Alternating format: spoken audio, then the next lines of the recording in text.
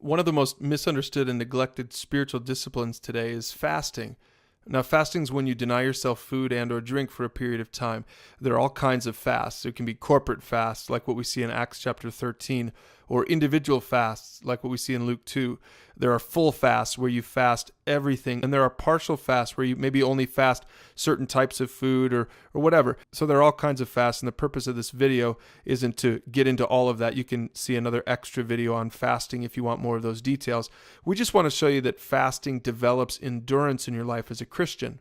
Look at what James says in chapter 1. He says, "Dear brothers and sisters, when troubles come your way, consider it an opportunity for great joy, for you know that when your faith is tested, your endurance has a chance to grow. So let it grow, for when your endurance is fully developed, you'll be perfect and complete, needing nothing." Now, this passage isn't talking about fasting, but it's talking about just regular trials and troubles that can come into your life as a Christian. But think about it in terms of fasting. The fast is a spiritual discipline that does sort of the same thing here. It's a trouble, it's a trial in a sense that is brought into your life because you're denying yourself something, and it develops endurance in your life, and it tests your faith in God. It helps you to grow as a believer. That's why it's called a spiritual discipline. See, fasting develops endurance in our lives.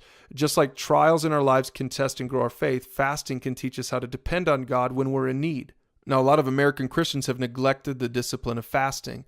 The American way is to get what we want when we want it. And so if you've never fasted before, you should try it. I encourage you to start slowly if you need to. Fast a meal one day or fast a particular food item that you enjoy for an entire week. And then develop the discipline of fasting. Go deeper with it as you grow. And you'll learn that fasting, just like trials in your life, can develop endurance. It can strengthen your faith and teach you to depend upon God.